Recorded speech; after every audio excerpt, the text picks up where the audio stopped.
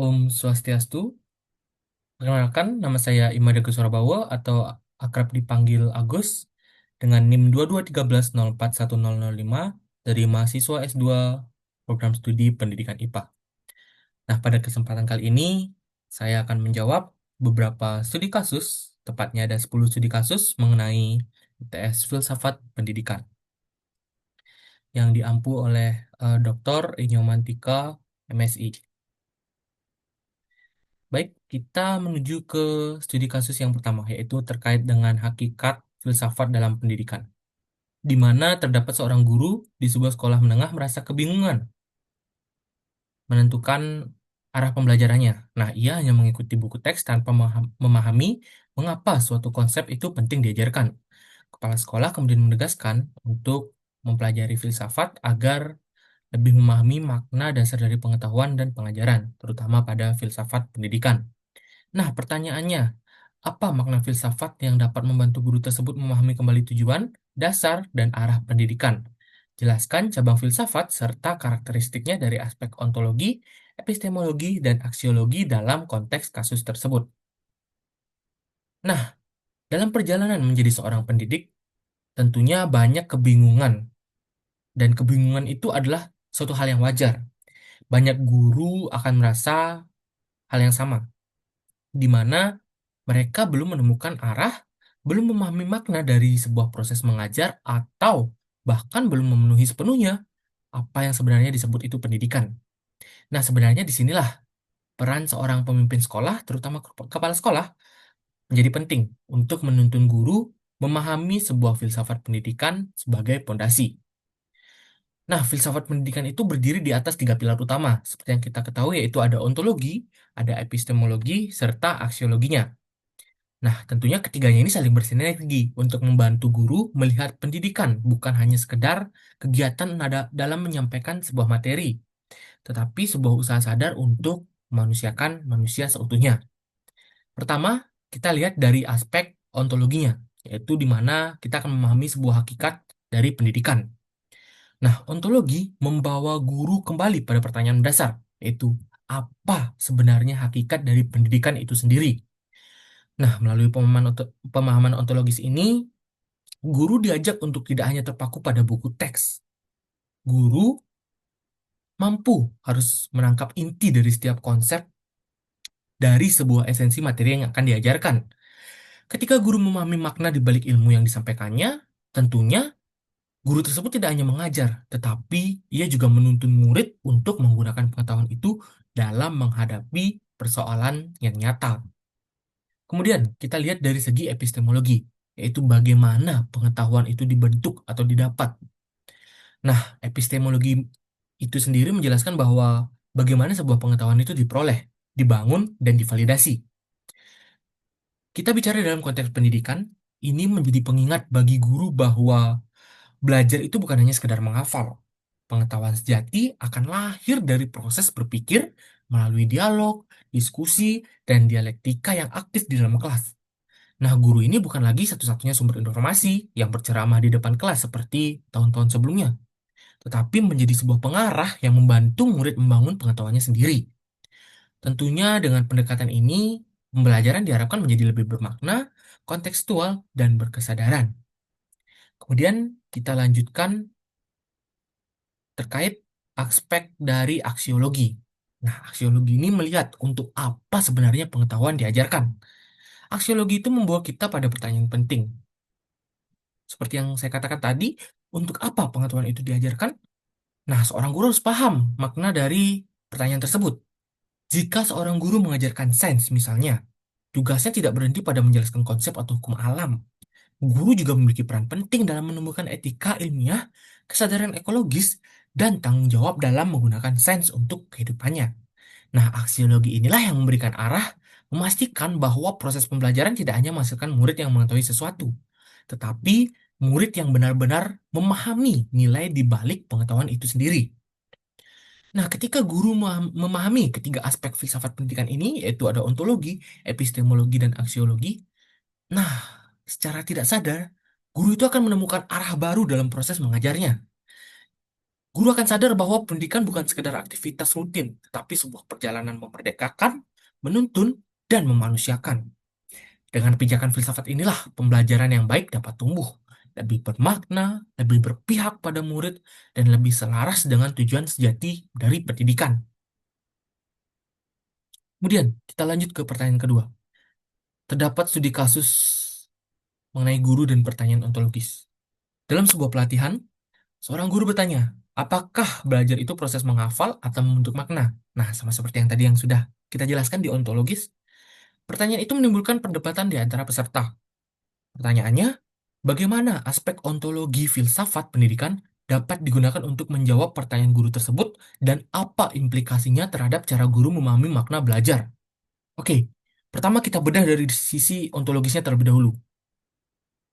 Ketika seorang guru bertanya, apakah belajar itu hanya sekedar menghafal atau sebenarnya membentuk sebuah makna? Nah, sebenarnya pada saat pertanyaan ini muncul, guru tersebut sedang memasuki inti terdalam dari filsafat pendidikan, khususnya pada aspek ontologis. Pertanyaan ini akan membuka ruang refleksi bagi kita semua. Apa hakikat belajar itu sendiri?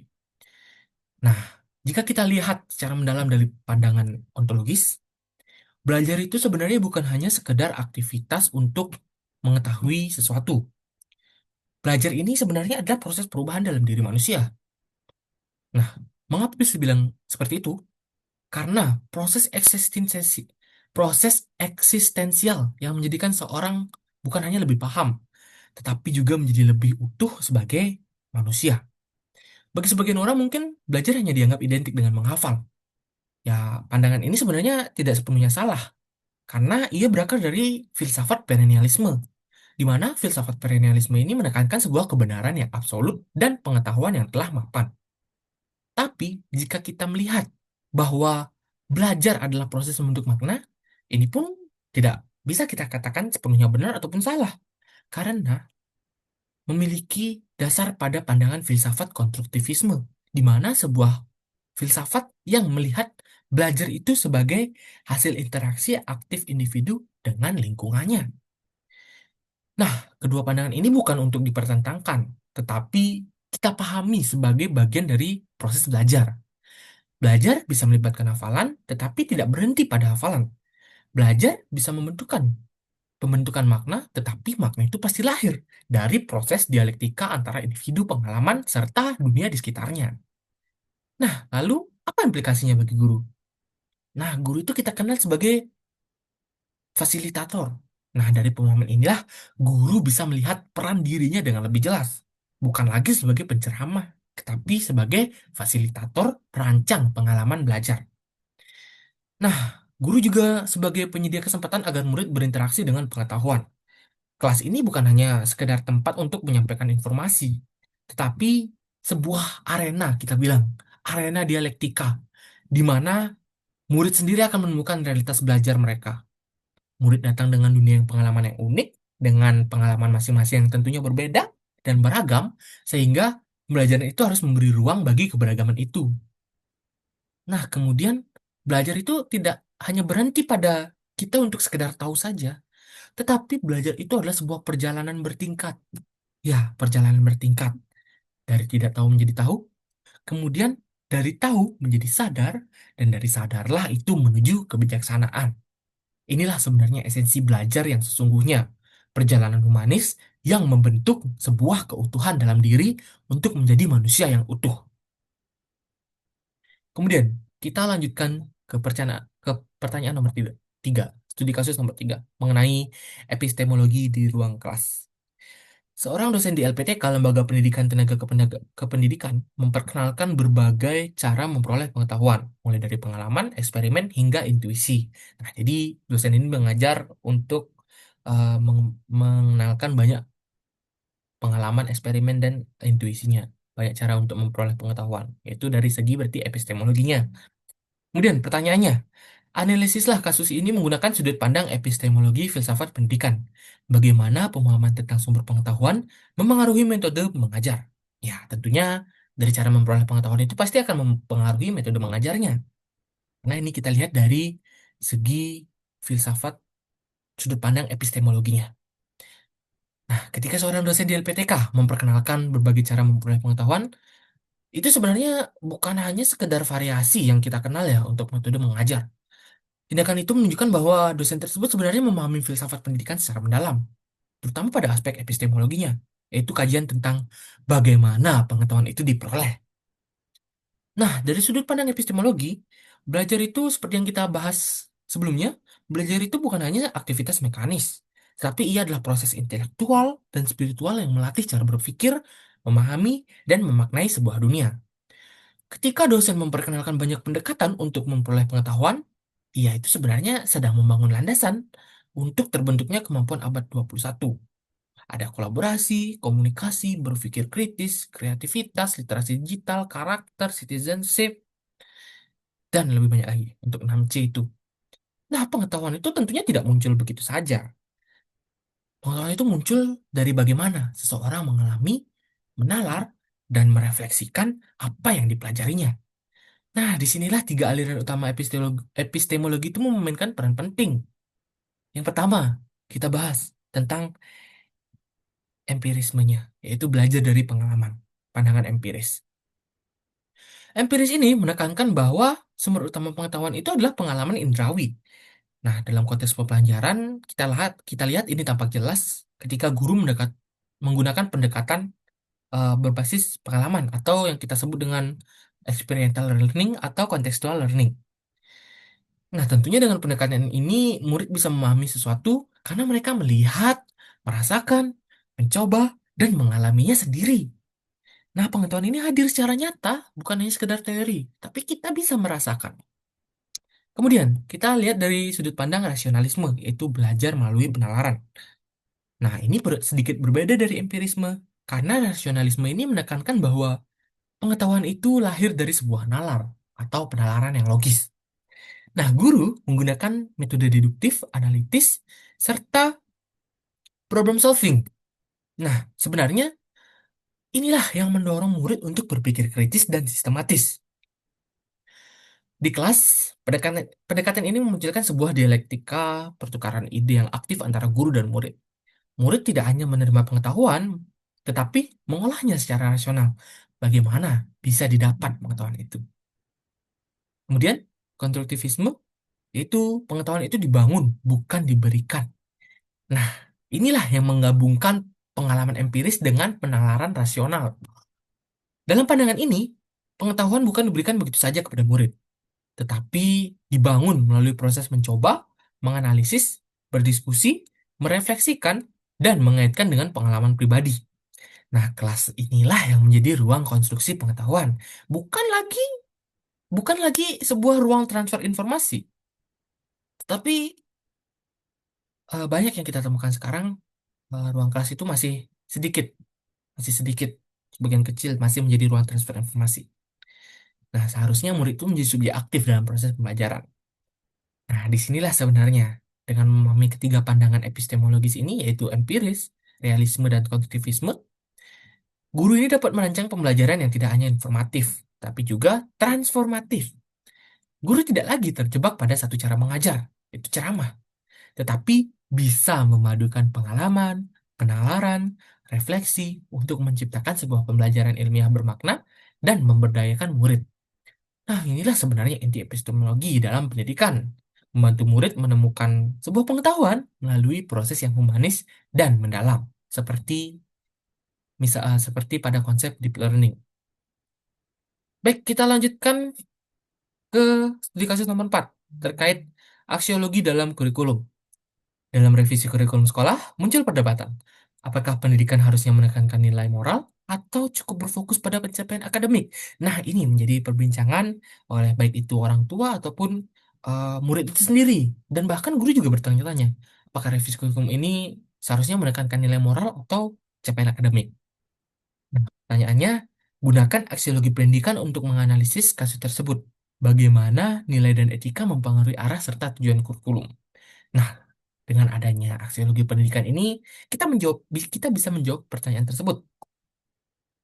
Revisi kurikulum ini terus dilakukan dari waktu ke waktu. Ya, tujuannya sebenarnya sama, untuk meningkatkan kualitas pembelajaran, perkuat kemampuan kognitif, dan membentuk karakter yang afektif pada diri murid. Tetapi ada muncul nih tuh pertanyaan penting. Apakah pendidikan yang baik itu harus menekankan nilai moral atau fokus nih kepada pencapaian akademik? Nah, ini sangat menarik. Di mana yang kita tahu aksiologi sebagai kunci memahami arah kurikulum. Yaitu untuk menjawab pertanyaan ini, kita bisa merujuk pada aspek aksiologi.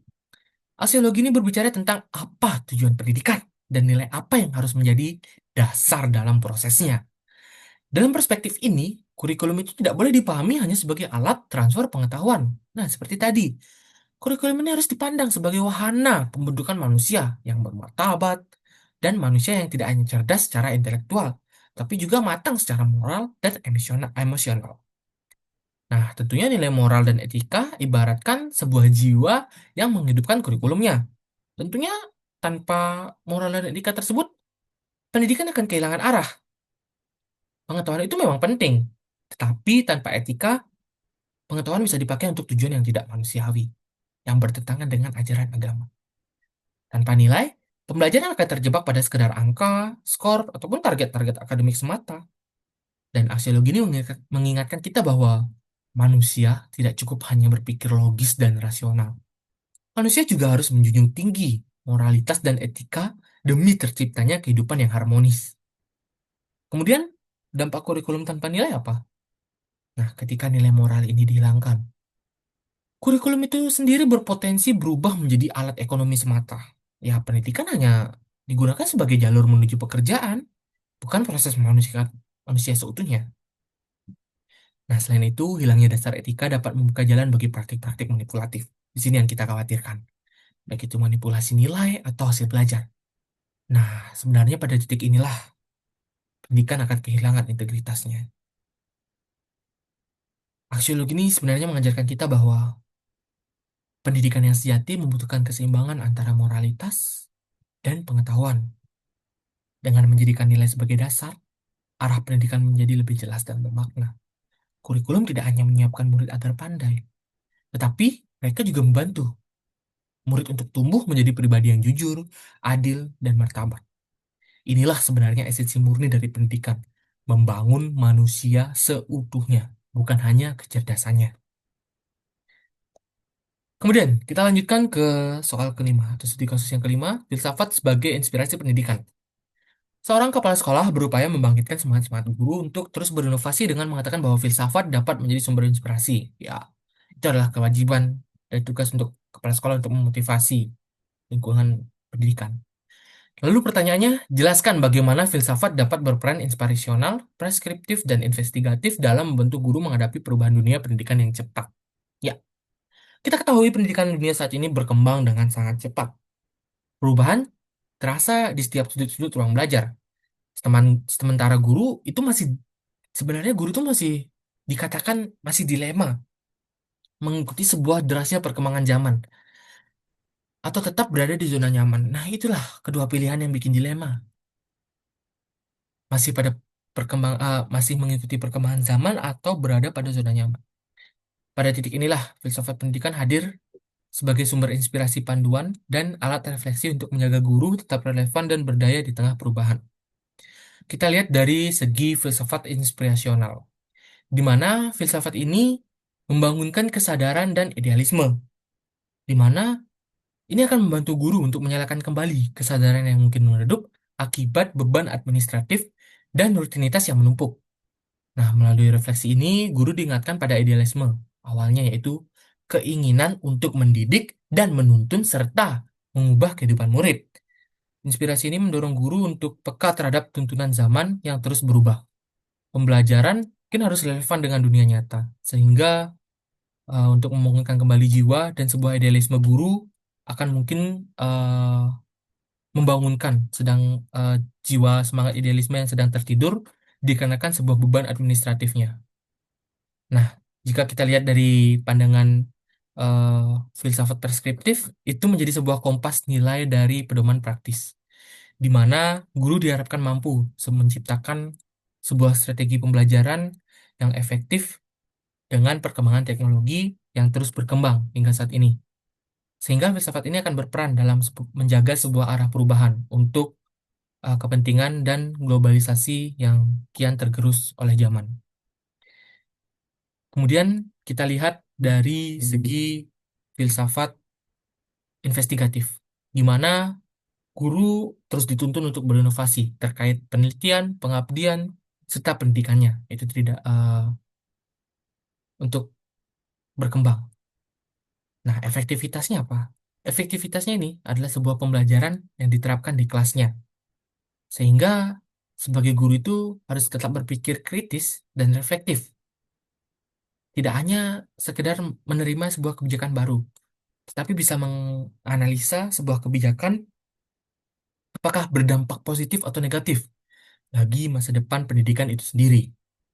Tentunya hal ini membuat sebuah refleksi bagi kita semua agar bisa mempertanyakan asumsi dan dampak keputusan pendidikan terhadap masa depan bangsa. Nah, dengan begitulah guru bisa menjadi agen perubahan yang intelektual dan reflektif. Sebenarnya guru ini multi talenta bisa kita bilang karena bisa menjadi sebagai inovator berlandaskan filsafat. Ketiga bentuk filsafat ini yaitu inspirasional, preskriptif, dan investigatif membekali sebuah guru terhadap perubahan yang tangguh terhadap perubahan. Guru tidak hanya mengikuti perkembangan zaman, tetapi mampu menciptakan arah baru bagi pendidikan.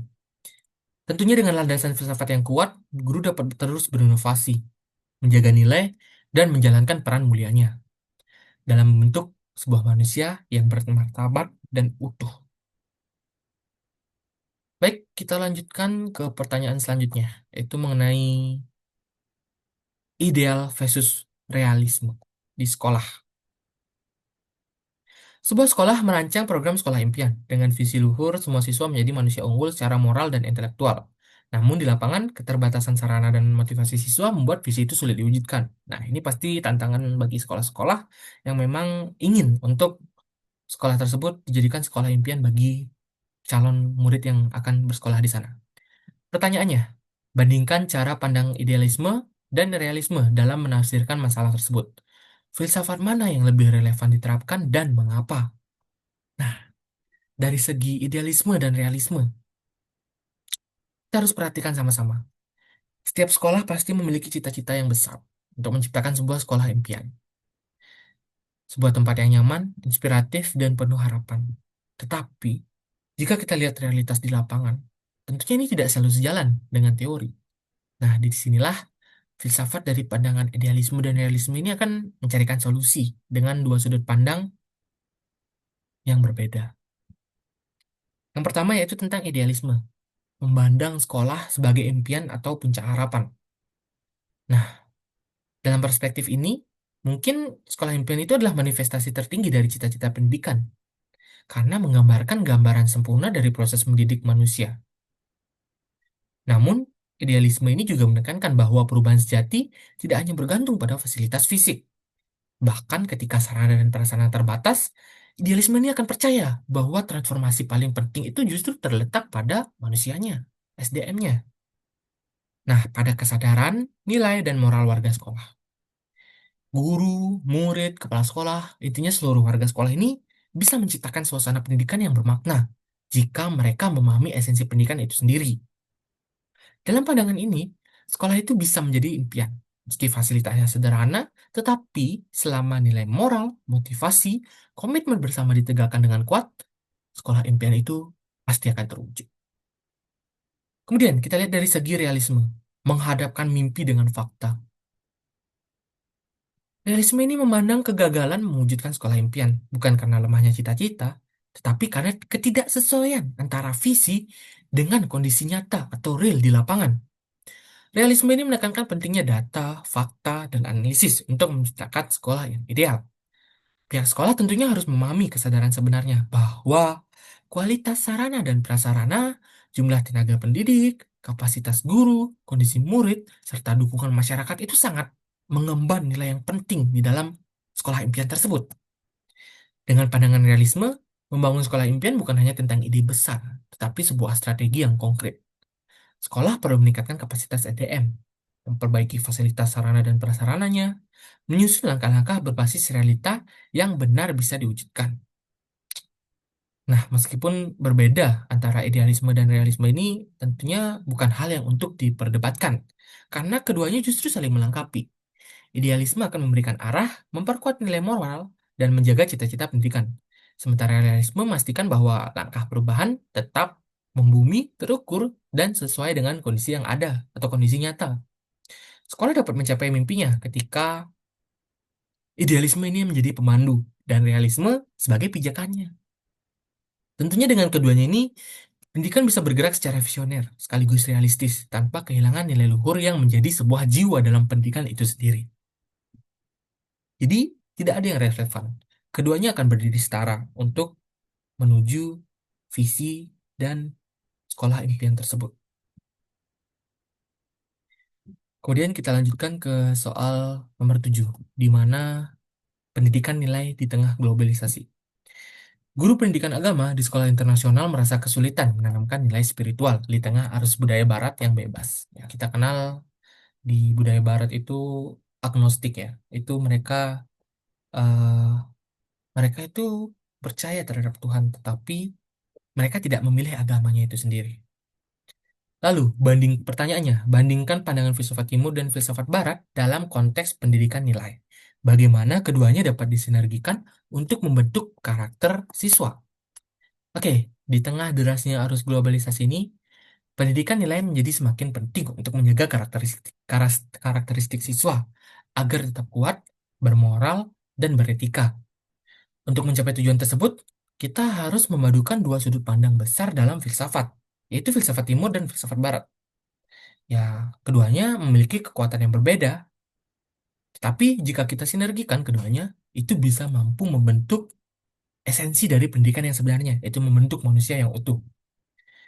Kita ketahui bahwa filsafat timur itu menekankan bahwa nilai moral, spiritualitas, serta keharmonisan sosial itu sebagai inti dari kehidupan manusia. Dalam perspektif ini, pendidikan tidak hanya bertujuan untuk mencerdaskan pikiran, tapi juga menumbuhkan sebuah keseimbangan batin. Nah, guru bukan lagi sekadar menyampaikan materi saja, melainkan sebagai teladan nyata, digugu dan ditiru. Nilai kebijaksanaannya, nilai ketulusannya, serta nilai kejujurannya. Melalui cara inilah, filsafat timur itu menjaga akar nilai budaya, agar tidak terkikis oleh derasnya arus globalisasi yang masuk.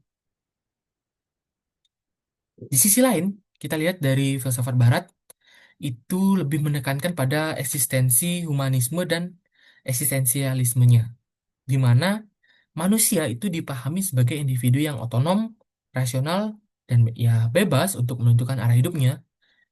Pendidikan ini diarahkan untuk membentuk peserta didik yang kritis, mampu mengambil keputusan moral melalui refleksi, dan tidak hanya mengikuti tradisi tanpa pemikirannya. Nah, disinilah tantangan sebenarnya muncul ketika kebebasan itu dimaknai secara keliru. Jika kebebasan dimaknai secara keliru, ini akan melahirkan sebuah relativisme moral yang menganggap semua nilai itu setara tanpa dasar etika yang jelas. Jika kedua perspektif ini diintegrasikan, kita akan mendapatkan sintesis yang sempurna. Nah, filsafat timur ini akan memberikan kedalaman batin serta kekuatan moral, sedangkan filsafat barat akan menawarkan keluasan berpikir dan kemampuan refleksi rasional. Hasilnya tentunya individu yang dihasilkan itu tidak hanya cerdas secara intelektual, tapi juga arif, empatik, berkarakter kuat, serta berpijak pada nilai kemanusiaan universal. Integrasi inilah yang menjadi sebuah kunci bahwa sebenarnya pendidikan nilai yang relevan itu akan tetap kokoh di era globalisasi. Pendidikan yang membentuk manusia seutuhnya bukan hanya secara akademik, tetapi juga dengan nilai moral dan spiritualnya. Jadi, filsafat timur dan filsafat barat adalah kunci untuk mengintegrasikan esensi dari pendidikan yang sebenarnya. Kemudian kita lanjut ke soal nomor 8, tentang pragmatisme di era digital. Di era pembelajaran daring, sekolah mulai menilai efektivitas guru berdasarkan kepuasan siswa dan hasil belajar cepat. Guru yang mengajarkan refleksi filosofis dianggap tidak praktis. Ya, mungkin karena ribet. Pertanyaannya, gunakan konsep pragmatisme untuk menilai situasi ini. Apakah pendidikan seharusnya hanya diukur dari hasil yang berguna secara praktis? Dan siapa tokoh penggagas pragmatisme dan bagaimana pandangannya dapat diterapkan dalam pendidikan, tentunya di Indonesia. Nah, pragmatisme kita kenal dengan Jonju. Dalam pembelajaran di era digital ini, dunia pendidikan terus bergerak mengikuti perkembangan zaman tentunya. Nah, konsep dari pragmatisme inilah memberikan sudut pandang yang menarik untuk kita pahami bersama. Dalam perspektif ini, guru perlu memastikan bahwa setiap materi yang diajarkan itu benar-benar memiliki manfaat nyata dalam kehidupan siswa. Jadi bukan hanya sekedar hafalan teori, tetapi bisa digunakan dan diaplikasikan untuk memecahkan masalah kehidupan nyata. Pembelajaran yang bukan hanya semata-mata menghafal, tetapi menjadi sebuah sarana untuk melatih kemampuan memecahkan masalah, berpikir kritis, melihat persoalan dari berbagai sudut analitis. Nah, pragmatisme inilah sesuatu yang dianggap praktis bukan lagi hal yang instan atau cepat selesai. Tetapi praktis yang di sini itu dimaknai secara bermakna secara sosial, pengalaman, dan relevan bagi kehidupan nyata. Nah, karena itu penilaian yang harusnya fokus pada hasil cepat atau kepuasan sesaat tidak lagi cukup untuk menggambarkan esensi dari pendidikan.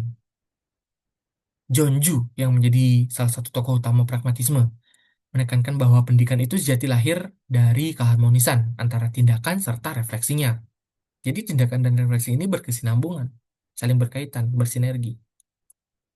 Nah, menurutnya praktik tanpa makna ini tidak akan membangun apapun, dan makna tanpa praktik tidak akan mengubah apapun.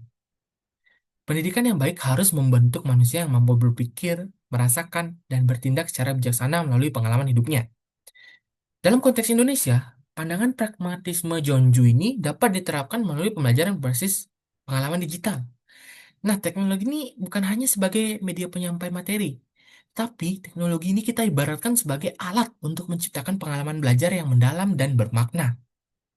Guru dapat menerapkan pendekatan ini misalnya menggunakan problem-based learning, di mana teknologi ini diintegrasikan, menghadirkan permasalahan melalui sebuah animasi atau simulasi digital sehingga siswa terdorong berpikir kritis untuk mencari solusi yang kreatif.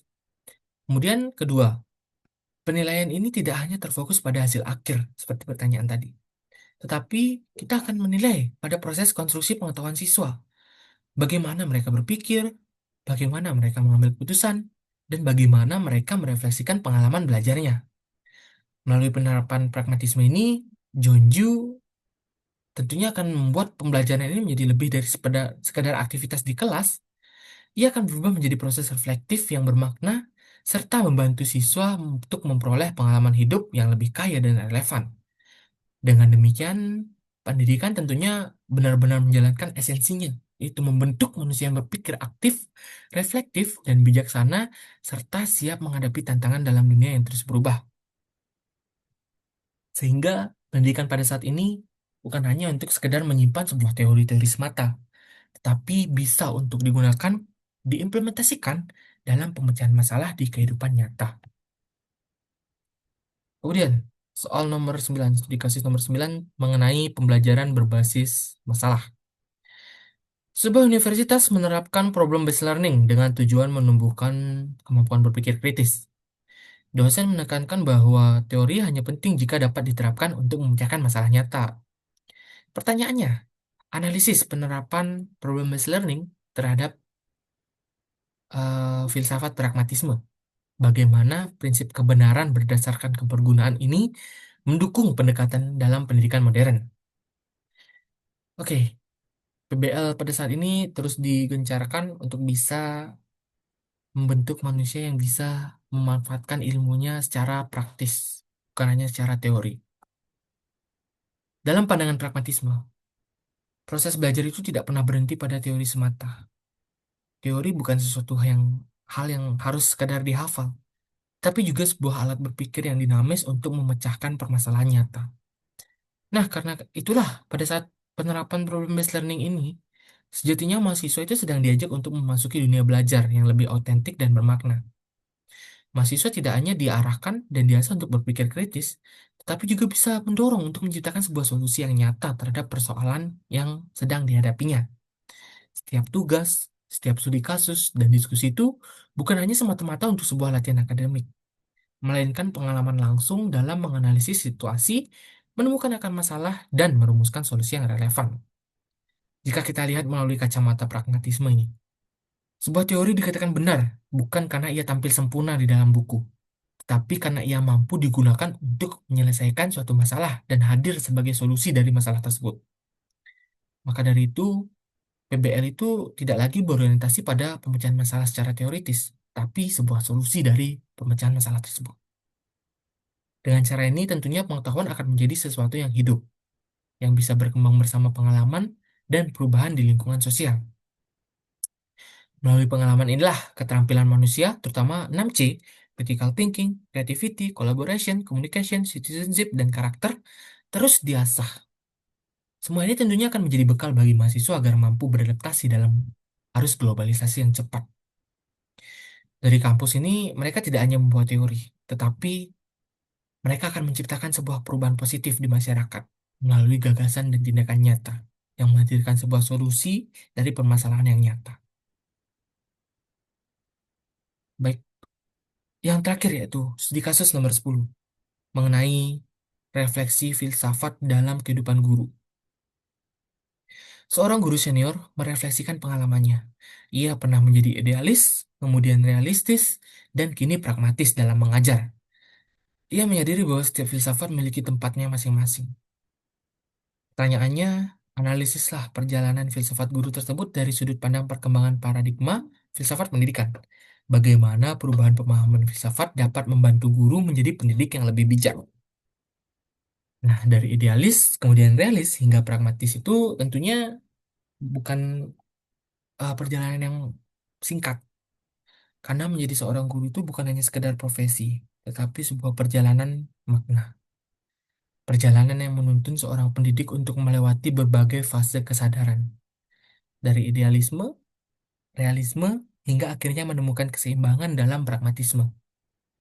Sebenarnya setiap fase tersebut mencerminkan dari proses belajar, perenungan, refleksi, serta pengalaman yang membentuk kebijaksanaan seorang guru. Nah, di tahap awal nih, kita masuk kepada fase idealismenya.